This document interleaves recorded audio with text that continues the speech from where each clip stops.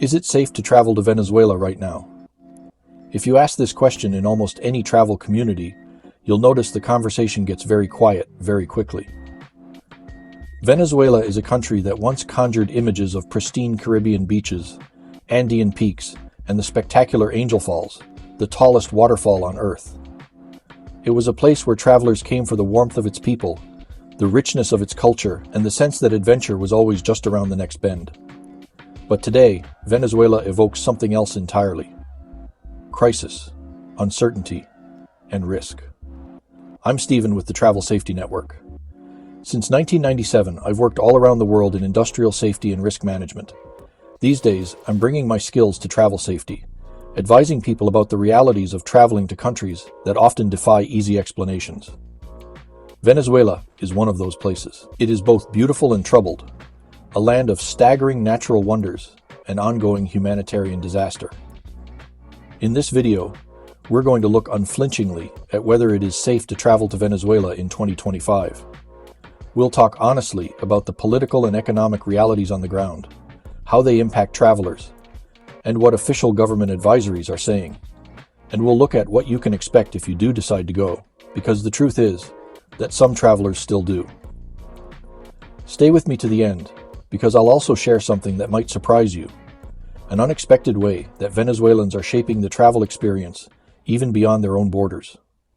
To understand Venezuela today, you have to understand what has happened here over the past 20 years. Once among the wealthiest nations in Latin America, thanks largely to its vast oil reserves, Venezuela has descended into an economic collapse so severe that it's hard to fully grasp unless you've seen it firsthand. Hyperinflation has destroyed the currency, making it almost worthless. Even basic goods, things like milk, rice, and soap, can be scarce and shockingly expensive relative to people's incomes. Power outages are frequent, hospitals lack basic supplies, crime, both petty and violent, has surged in the vacuum of consistent law enforcement. And politics have become bitterly polarized, with the government of Nicolás Maduro holding power amid allegations of fraud and widespread human rights abuses. For the average Venezuelan, daily life is an exercise in resilience. People stand in lines for hours for subsidized food. They juggle transactions in US dollars, bolívares, and sometimes even barter. Entire communities rely on remittances from relatives who have left the country. According to the United Nations, millions of Venezuelans have fled in recent years, making it one of the largest displacement crises in the world. All of this affects visitors in profound ways. If you're thinking about traveling to Venezuela, you need to understand that this isn't simply a destination that requires a little extra caution. It's a place where basic infrastructure can break down without warning. ATMs often don't work. Credit cards are unreliable. Fuel shortages can strand travelers for days. And while the beauty of the country is unchanged, the systems that used to support tourism have been severely weakened. Some travelers are drawn by a sense of curiosity, a desire to see the reality behind the headlines, or even a commitment to humanitarian work. But most tourism has evaporated. Major airlines have scaled back or suspended flights. International hotel brands have closed or rebranded. Tour operators who once thrived on showing visitors the Orinoco Delta, Merida's mountain towns, or the Caribbean coast have largely moved on. Security is another major concern. The U.S. State Department currently has Venezuela at its highest level advisory: do not travel. The reasoning is clear. Crime is rampant, including armed robbery, carjacking, kidnapping, and homicide. Political demonstrations can erupt quickly and often turn violent, even in areas that are usually considered safe. Canada's Global Affairs Office offers equally serious warnings, advising against all travel to the country due to the unstable security situation and the collapse of essential services. The UK Foreign Office echoes these assessments, stressing that British nationals who do travel to Venezuela should be aware that the UK government's ability to provide consular assistance is extremely limited. Australia's Department of Foreign Affairs and Trade makes the same point: do not travel. These advisories aren't issued lightly. They reflect not only crime statistics, but the broader context, a country where the rule of law is unpredictable, and where, if something goes wrong, help may not be available. Yet it's also important to recognize that Venezuela is not a monolith. There are places where life continues with a semblance of normalcy, where communities find ways to keep the lights on and the shelves stocked. There are local tour guides still taking small groups to Canaima National Park to see Angel Falls, still navigating the complexities of domestic flights and fuel shortages to deliver extraordinary experiences. But even in these pockets of relative stability, travelers face challenges that are almost unheard of in other destinations. You might arrive to find your hotel has no running water. You could discover the only ATM in town is empty. You might be stopped at roadblocks by police or militia groups seeking bribes. These are not hypothetical scenarios. They are everyday realities that travelers must be prepared for. One of the biggest concerns is healthcare. Even before the crisis, Venezuela's hospitals and clinics varied widely in quality. Today, many lack even the most basic supplies. If you have a serious injury or medical emergency, evacuation to another country could be your only option.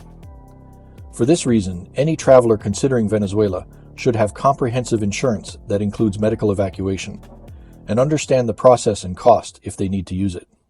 Even for seasoned travelers, all of this can be overwhelming. But there are still Venezuelans who will welcome you with warmth and pride. You'll find people eager to share their stories, to show you the landscapes that shape them, and to remind the world that their country is more than its crisis. In the Andes, you'll meet families still producing traditional cheeses and coffee. In coastal towns, fishermen still mend their nets and offer fresh fish to passers-by. In the cities, artists continue to create, and communities still celebrate festivals with joy that defies their circumstances. These human connections are the most powerful part of any visit. They are also a reminder that while Venezuela's problems are severe, they are not the whole story. But for most travelers, the risks simply outweigh the rewards at this moment in time. If you do choose to travel to Venezuela despite the warnings, preparation is everything. You'll need trusted contacts, local knowledge, and a plan for every contingency. You'll need to think about how you'll access money, secure safe transport, and stay connected if infrastructure fails. This is not a destination for casual or spontaneous trips. Some travelers considering Venezuela ask whether joining a reputable tour can mitigate these risks. And to a degree, it can. A well-connected guide can help you avoid dangerous neighborhoods, navigate currency issues, and anticipate shortages. But even the best tour operators can't control the broader situation. They can't guarantee that the roads will stay open, or that demonstrations won't flare up. They can't make the healthcare system functional or ensure that supplies will be available. This is why many experienced travel advisors, including myself, recommend that unless you have a compelling reason, family ties, humanitarian work, or professional obligations, it is wiser to wait. Venezuela is a country worth seeing, but it deserves to be experienced when it can welcome travelers safely and sustainably. Still, it's worth noting that the story of Venezuela isn't just happening inside its borders. The millions of Venezuelans who have left the country have created vibrant communities across Latin America and beyond. In cities like Bogotá, Lima, and Madrid, you'll find Venezuelan restaurants, music, and culture thriving in exile. In a way, the spirit of Venezuela is traveling, even if many travelers are not going there themselves. And that brings me to the surprise I promised you at the start. Despite everything you've heard, and everything I've just told you, Venezuela remains one of the most biodiverse countries on Earth.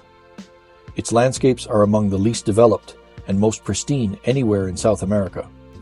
If and when stability returns, it will almost certainly become one of the continent's most sought-after destinations again. The raw potential is still there, waiting for a time when it can be safely explored.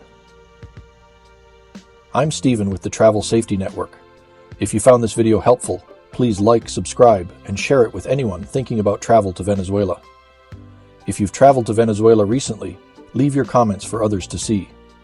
And stay tuned for my upcoming videos, where we'll look at other destinations in South America, places where the rewards of travel still outweigh the risks. Until then, stay informed, stay thoughtful, and remember, safety is your travel superpower.